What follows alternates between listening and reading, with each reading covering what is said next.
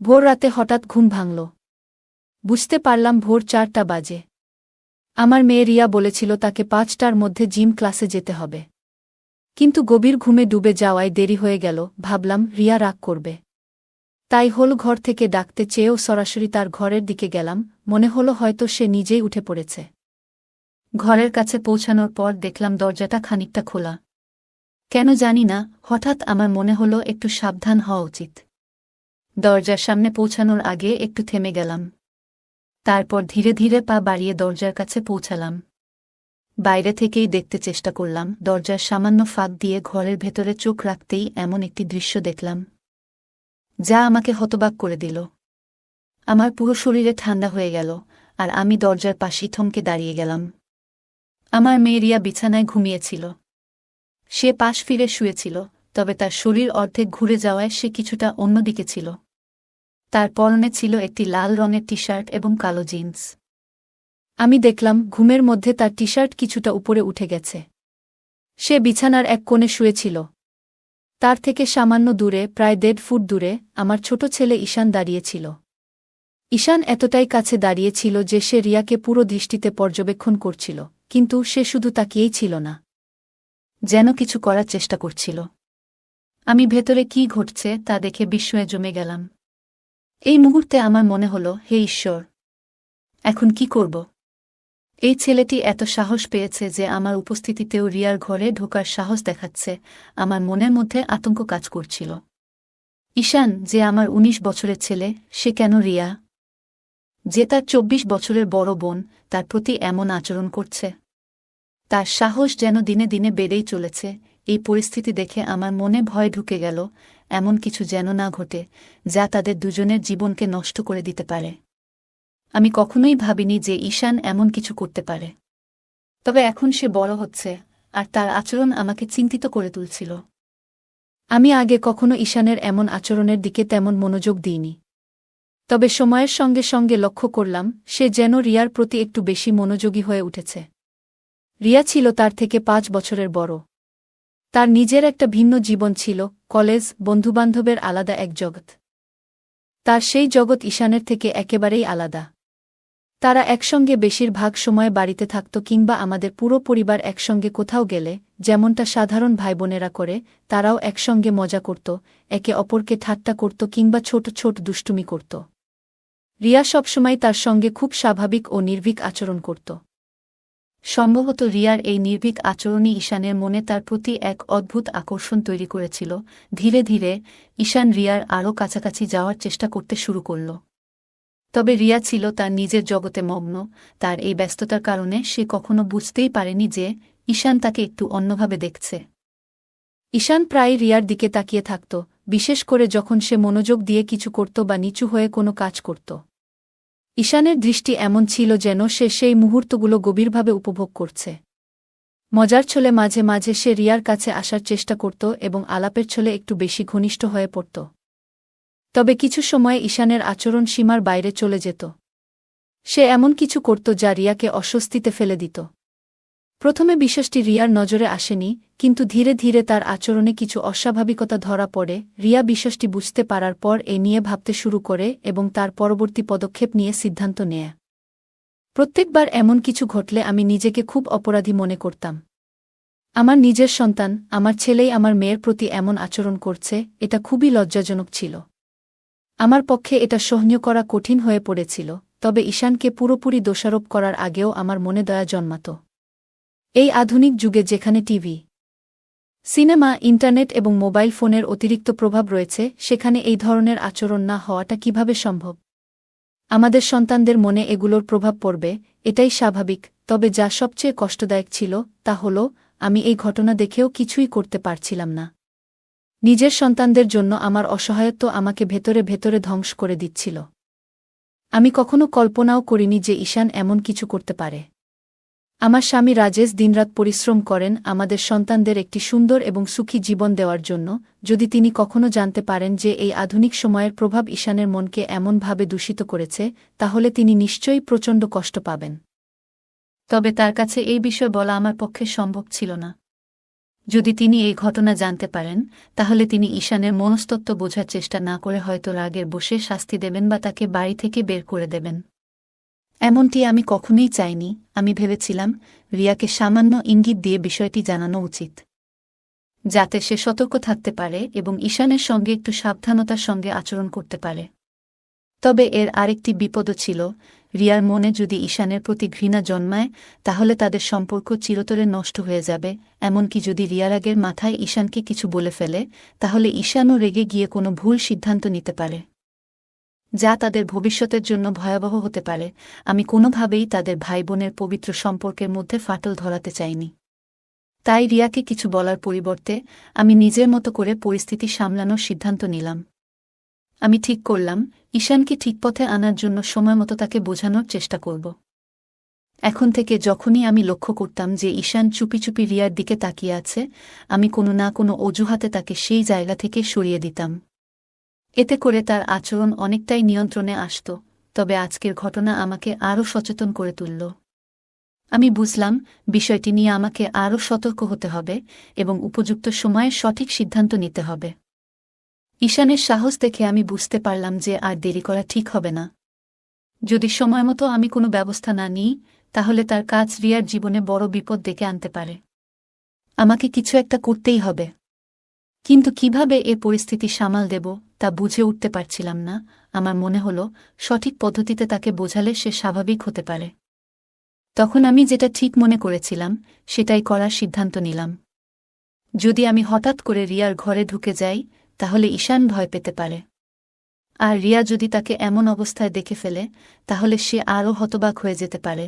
তাই আমি এমন কিছু করার সিদ্ধান্ত নিলাম যাতে ঈশান বুঝতে পারে যে আমি জেগে গেছি এবং তার ঘর ছেড়ে চলে যাওয়ার সময় এসেছে। এই ভাবনা থেকে আমি রান্নাঘরে গিয়ে ইচ্ছা করে একটি স্টিলের থালা ফেলে দিলাম।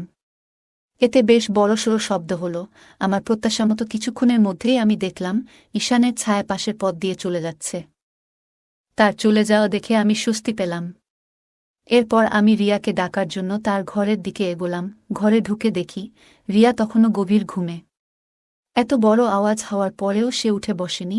এটা দেখে আমি অবাক হলাম। মনে হলো সে এতটাই গভীর ঘুমে থাকে যে ঈশান সহজেই তাকে দেখতে বা স্পর্শ করার সুযোগ পেতে পারে। শেষমেশ আমি তার কাছে গিয়ে তাকে সরাসরি জাগানোর সিদ্ধান্ত নিলাম। আমি রিয়াকে ডেকে জাগালাম। সে ঘুম থেকে উঠে আমার দিকে রাগের দৃষ্টিতে তাকালো এবং দেরি হওয়ার জন্য আমাকে দোষ দিল। এরপর সে দ্রুত বাথরুমে ঢুকে গেল। আমি আবার আমার কাজে মন দিলাম। কিছুক্ষণ পরে দেখলাম ঈশান আবার রিয়ার ঘরের দিকে যাচ্ছে। আমি ভাবলাম হয়তো রিয়া তখনও প্রস্তুতি নিচ্ছে। তাই আমি ঈশানকে থামানোর জন্য ইচ্ছা করে একটু শব্দ করলাম। শব্দ শুনে ঈশান বুঝতে পারল যে আমি তার দিকে আসছি। সে আমার দিকে তাকালো, কিন্তু লজ্জায় তার চোখ নিচের দিকে ঝুঁকে গেল। এরপর সে দ্রুত তার ঘরে চলে গেল। আমি অপেক্ষা করতে লাগলাম রিয়ার বাইরে আসার। কিছুক্ষণ পর রিয়া পুরোপুরি প্রস্তুত হয়ে বাইরে এলো এবং আমাকে বিদায় জানিয়ে চলে গেল। তখন আমি ঈশানকে ডেকে হোলের দিকে নিয়ে আসতে চাইলাম, কিন্তু সে কোনো সাড়া দিল না। তখন আমি তার ঘরের দিকে গেলাম এবং দেখলাম সে ঘরে নেই। এরপর শুনতে পেলাম সে বাথরুমে আছে। আমি দরজার কাছে গিয়ে তার আওয়াজ শুনলাম, কিন্তু তাকে বিরক্ত না করে আবার হোলে ফিরে এলাম। কিছুক্ষণ পর ঈশান বাইরে এলো এবং বলল, মা, তুমি আমাকে ডেকেছিলে? আমি তাকে বললাম, হ্যাঁ, এখানে বসো। তোমার সঙ্গে কিছু কথা বলার আছে। আমার কণ্ঠের সুর শুনে ঈশান বুঝতে পারল আমি গুরুতর কিছু বলতে যাচ্ছি। সে কিছুটা অস্থির হয়ে ধীরে ধীরে আমার কাছে এসে বসল। আমি শান্তভাবে কথা শুরু করলাম, কিন্তু অল্প সময়ের মধ্যেই তাকে ভর্ৎসনা করতে শুরু করলাম। আমি রিয়ার ঘরে তার গোপনীয়তায় হস্তক্ষেপ করার বিষয়ে সরাসরি কিছু বলিনি, তবে ইঙ্গিত করলাম। আমি তাকে বোঝালাম যে আমি তার এমন আচরণ আগেও লক্ষ্য করেছি। ঈশান দ্রুত বুঝতে পারল যে তার কাজ আমার চোখে ধরা পড়েছে। ভয়ে তার মুখ শুকিয়ে গেল। আমি আরও কড়া সুরে বললাম, যদি সে আবার এমন কিছু করে, আমি তার বাবাকে সব বলে দেব। এই কথা শুনে ঈশান কেঁদে ফেলল এবং বলল, মা, প্লিজ, এমন কিছু করো না। আমাকে মাফ করে দাও। সে বারবার আমার কাছে ক্ষমা চাইতে লাগল এবং প্রতিশ্রুতি দিল যে সে আর কখনো এমন কিছু করবে না। সে আমার পা ধরে বলতে লাগল, আর কখনো এমন হবে না। একবার আমায় সুযোগ দাও। আমি তার আচরণ দেখে বুঝলাম সে তার ভুল বুঝতে পেরেছে। আমি তাকে শান্তভাবে বোঝালাম সে যা করছিল তা কতটা ভুল এবং এর ফল কত ভয়াবহ হতে পারত। আর যদি কেউ জানতে পারে তাহলে কতটা অসম্মান হবে। শেষমেশ আমি তাকে এই প্রতিশ্রুতি নিতে বাধ্য করলাম যে সে আর কখনো এমন কাজ করবে না। তারপর আমি তাকে আর বকাবকি করিনি। আমার মনে হল সে এবার বুঝতে পেরেছে এবং এমন কিছু আর করবে না। এরপর সে পুরোপুরি শান্ত হয়ে গেল এবং আমি তাকে আর কখনো রিয়াকে দেখতে দেখিনি। এতে আমি নিশ্চিত হলাম যে সে তার ভুল বুঝতে পেরেছে এবং নিজেকে সংশোধন করেছে। এরপর প্রায় 1 মাস আমি তার থেকে একটু দূরত্ব বজায় রাখলাম এবং খুব কম কথা বললাম, যাতে সে বুঝতে পারে যে সে যা করছিল তা ভুল ছিল। ধীরে ধীরে সবকিছু স্বাভাবিক হয়ে গেল। আমরা আবার আগের মতো হাসিমজার সঙ্গে কথা বলা শুরু করলাম। সবকিছু আগের মতোই সুন্দরভাবে চলতে লাগল, কিন্তু একদিন আমি তাকে আবার রিয়াকে দেখতে ধরে ফেললাম। যদিও সে এবার বেশ সতর্ক ছিল, তবুও আমি লক্ষ্য করলাম। তখন আবার আমার রাগ হতে শুরু করল, কিন্তু এইবার আমি আগের মতো তাকে বকাঝকা করিনি। কারণ তার প্রতি আমার চিন্তা বাড়ছিল। সে আমাকে বলেছিল যে তার একটি প্রেমিকা আছে এবং সে তার বন্ধুদের সঙ্গে সময় কাটায়। তবু কেন সে রিয়াকে এভাবে দেখার প্রয়োজন বোধ করল তা আমার মাথায় আসছিল না।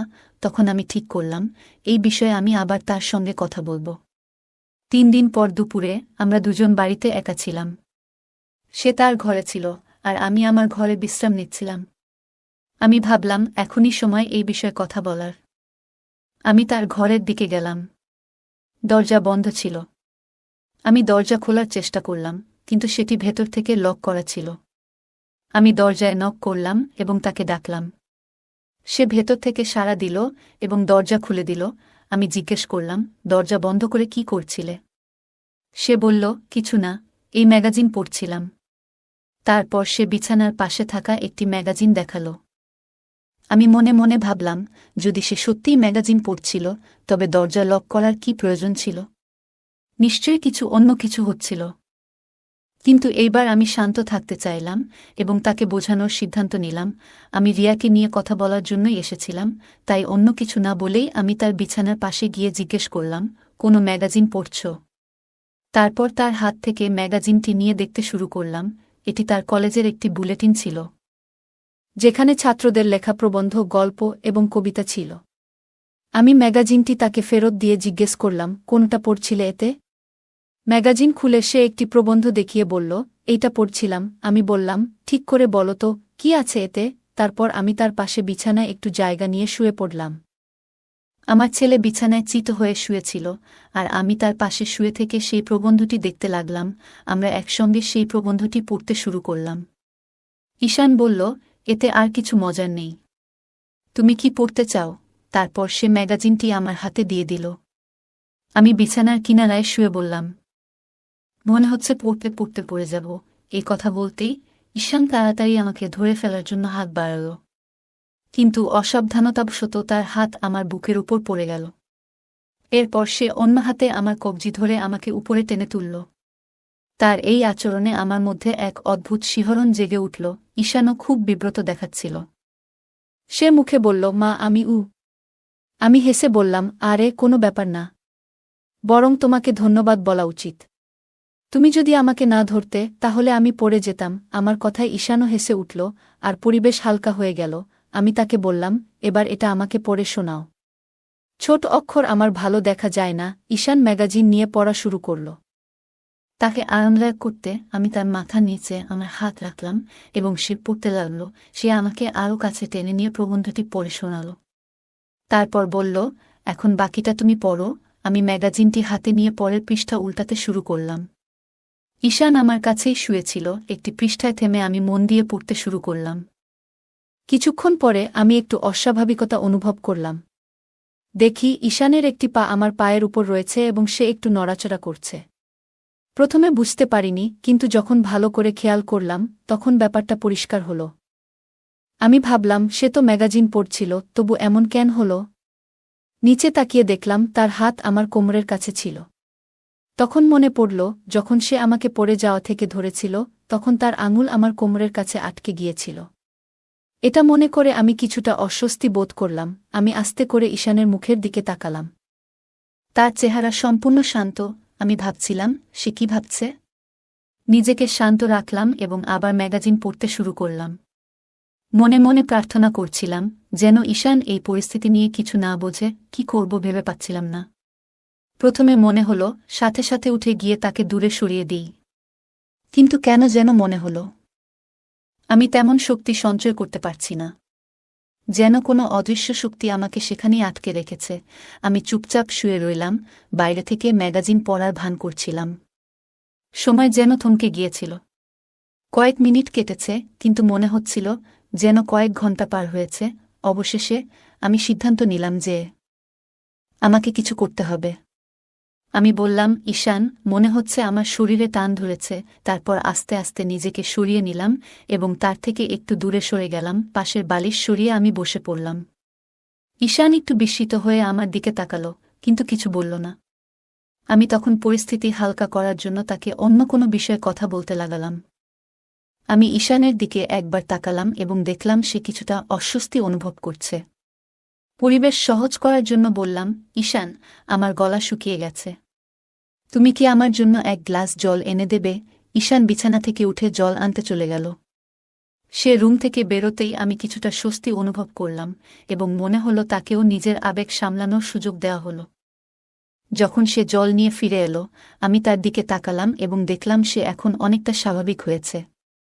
আমি তার কাছ থেকে জল নিয়ে এক নিঃশ্বাসে পান করলাম। এতে আমি কিছুটা আরাম পেলাম। ঈশান গ্লাসটি নিয়ে একপাশে রেখে আবার বিছানায় এসে আমার পাশে বসল। আমরা হালকা ফুলকা বিষয় নিয়ে কথা বলতে শুরু করলাম। এরপর আমি রিয়াকে নিয়ে তার সঙ্গে কথা বললাম। আমি জানতে চাইলাম কেন সে আবার রিয়াকে দেখছে। ঈশান প্রথমে অস্বীকার করল, কিন্তু আমি তাকে উদাহরণ দিয়ে বোঝালাম কিভাবে আমি তাকে রিয়াকে দেখে ফেলেছিলাম। সে তোমার বড় বোন হয়। তুমি কিভাবে এমন কাজ করতে পারো? অবশেষে ঈশান স্বীকার করল যে আমার ভুল বোঝাবুঝি হয়েছে এবং সে কিছু ভুল করেনি। আমি হেসে তাকে হালকা সতর্ক করলাম যেন ভবিষ্যতে এমন কিছু না করে। সে হেসে প্রতিশ্রুতি দিল এবং আমরা অন্য বিষয়ে কথা বলতে শুরু করলাম। কিছুক্ষণ পরে আমি বললাম, এবার আমার যাওয়া উচিত। তারপর আমি তার রুম থেকে বেরিয়ে এসে নিজের রুমে চলে গেলাম। নিজের ঘরে ফিরে এসে আমি বিছানায় বসে সেই ঘটনাগুলি নিয়ে ভাবতে লাগলাম। পুরো বিষয়টি নিয়ে আমি কিছুতেই স্পষ্ট ধারণা পাচ্ছিলাম না। তারপর আমি আয়নার সামনে দাঁড়িয়ে নিজেকে দেখতে লাগলাম এবং ভাবলাম, এই ঘটনার পেছনে কি আমার কোনো দায় আছে? উত্তরটা মনে এলো, হ্যাঁ, সম্ভবত ঈশানের আচরণ আমার প্রতি তার আকর্ষণকে নির্দেশ করছে। এই চিন্তা আমাকে একটা নতুন দিশা দেখালো। আমি বুঝতে পারলাম ঈশানের মনোযোগ আমার মেয়ে রিয়ার দিক থেকে সরাতে হবে।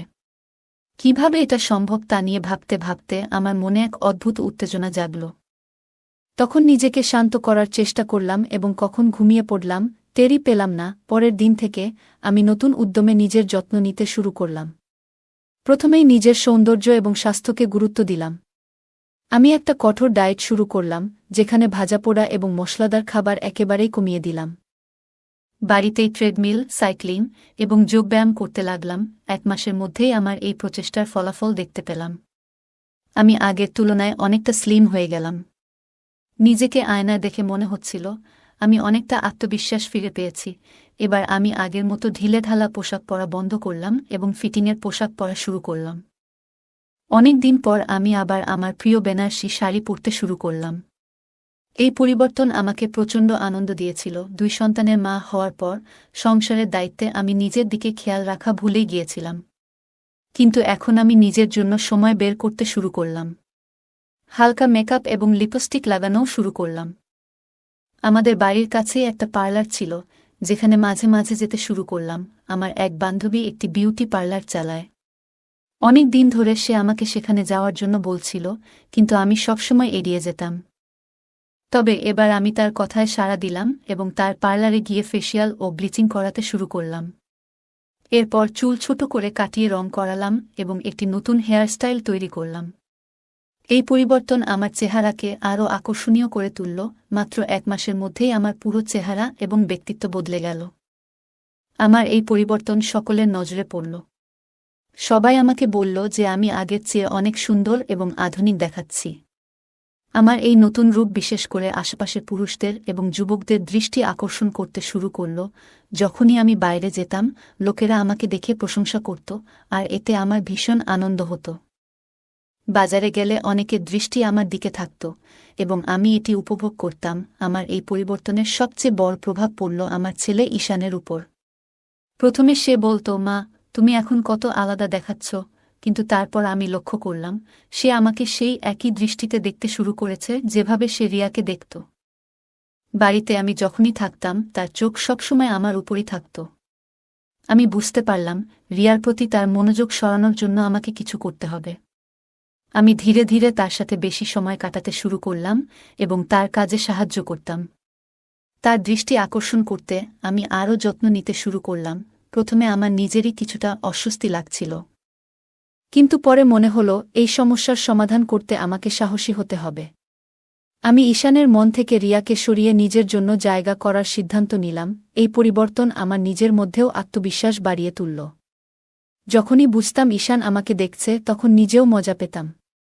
এমনকি আমি যখন কিছু করতাম তখন ঘরের দরজা খানিকটা খোলা রাখতাম যাতে সে আমাকে দেখতে পায়। সকালে যদি ঈশান বাড়িতে থাকত তখন সে সাধারণত দরজার কাছাকাছি থাকত। আমি যখন স্নান সেরে বের হতাম তখন আমি ইচ্ছে করেই একটু বেশি সময় নিতাম যাতে সে আমাকে দেখতে পায়। যখন আমরা একসাথে টিভি দেখতাম বা গল্প করতাম তখন আমি তাকে কাছে ডেকে নিতাম এবং তার সঙ্গে মজা করতাম।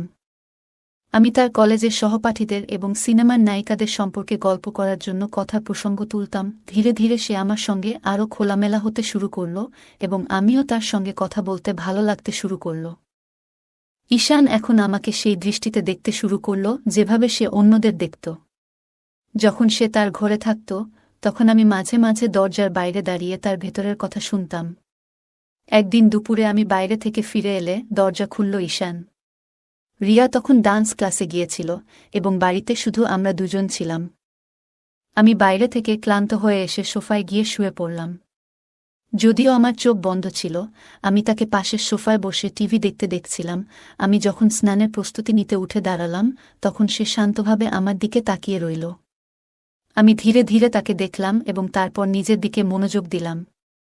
এভাবে আমাদের প্রতিদিনের ছোট মুহূর্তগুলো ধীরে ধীরে আরও গভীর হয়ে উঠল। আজ আমি বিশেষভাবে কিছু পরিকল্পনা করেছিলাম।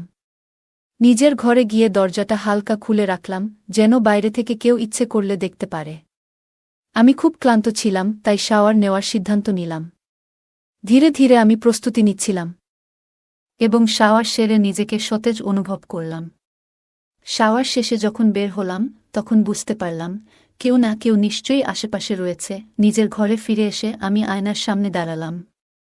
আমার পরিবর্তন নিজেই লক্ষ্য করলাম এবং ভাবলাম এই পরিবর্তন শুধু নিজের জন্য নয়, অন্যদের জন্য অনুপ্রেরণাদায়ক হতে পারে। কিছুক্ষণ পর ঈশান এসে বলল, মা, তুমি অনেক সুন্দর লাগছ। আমি তার কথা শুনে হেসে বললাম, তুমি কি কখনো ভেবেছিলে আমি এমন পরিবর্তন আনতে পারব? ঈশান মাথা নাড়ল এবং বলল, না মা, কিন্তু তুমি সত্যিই অসাধারণ লাগছ। তার কথা শুনে আমার মন ভরে উঠল। আমি তাকে কাছে ডেকে বললাম, জীবনে পরিবর্তন আনা খুব গুরুত্বপূর্ণ। আর এই পরিবর্তন শুধু নিজের জন্য নয়, অন্যদের জন্যও হতে পারে। আমি চেয়েছি তুমি নিজেকে ভালোবাসতে শেখো এবং নিজের যত্ন নেওয়া কতটা প্রয়োজন তা বুঝতে পারো। এরপর আমাদের সম্পর্ক আরও গভীর হল। আমরা একে অপরের সঙ্গে খোলামেলা কথা বলতে শুরু করলাম এবং জীবনের ছোট ছোট মুহূর্তগুলো উপভোগ করতে শিখলাম। আমাদের এই যাত্রা আমাদের আরও কাছাকাছি নিয়ে এলো এবং আমরা একে অপরের মর্ম বুঝতে পারলাম। বন্ধুরা, কেমন লাগল আজকের এই গল্প? কমেন্ট করে জানাবেন। গল্পটি ভালো লাগলে লাইক এবং শেয়ার করুন। আরও নতুন নতুন গল্প পেতে আমাদের চ্যানেলটি সাবস্ক্রাইব করুন এবং বেল আইকনটি অন করতে ভুলবেন না। ধন্যবাদ।